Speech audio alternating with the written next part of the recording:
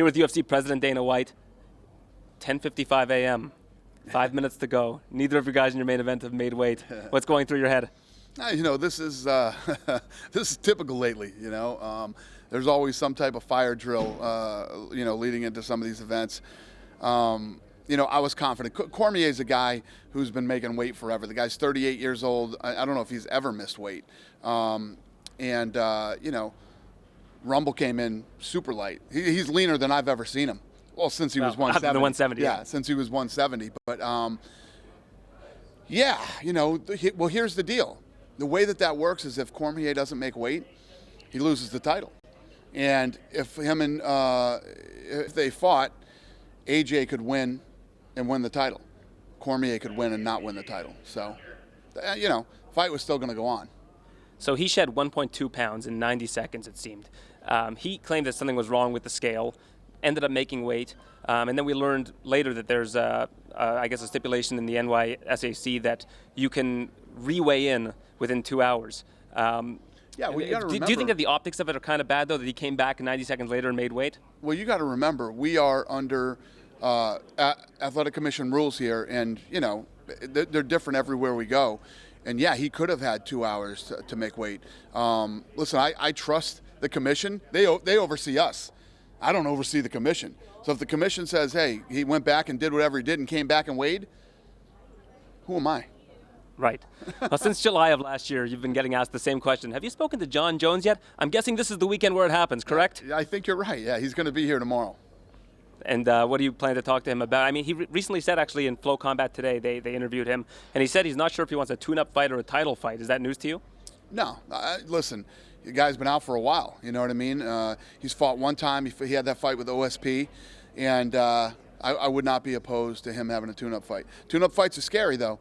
The UFC isn't a place for tune-up fights. You know what I mean? Anything can happen. But I understand him if that's what he wants. But it's super dangerous. I mean, if you're gonna go for it, at least go for the champ and try to fight the best.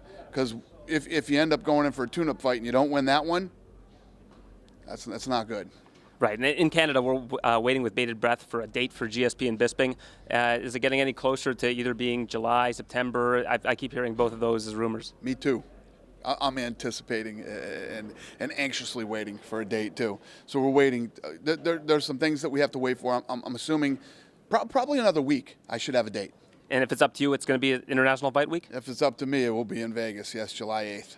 One thing you've been softening on a little bit lately is this whole Conor versus Floyd thing. I'm softening? Well, I mean, at first it was, I'm going to be the backup quarterback of the Patriots if this happens, and now we're talking about it as if it's probably going to happen. So if it does happen, is it going to be a UFC presentation? Would the card be stacked with UFC fighters, or is this kind of out of your hands? Or are you controlling? Who's controlling this game, so to speak?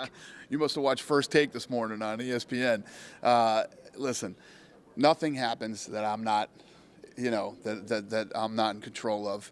And obviously, at the time when I said I got a better chance of backing Brady up at the Super Bowl, it wasn't even close, and it wasn't even a reality at that time.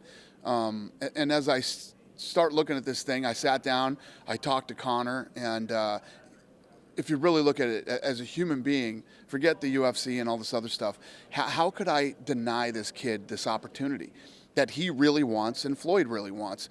I think it's a big fight that everybody all over the world wants to see. Conor's going to make life-changing money in this fight. I saw them this morning talking on ESPN. I run the huge risk of him never coming back, and that's absolutely a possibility when you make the kind of money that he could make. But I don't know if Conor's that type of guy where Conor makes a big score and now he's off and doing something else. I think that he's a big fan of money.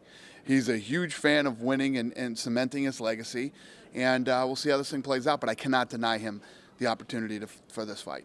And it could be the biggest spectacle. It could be the biggest spectacle of our biggest spectacle of our lifetimes, right? It could be game-changing money for everybody. I agree. All right, Dana, well, thanks for your time. Really appreciate it. UFC 210 on pay-per-view. Make sure you catch the preliminary card on TSN. Thank you.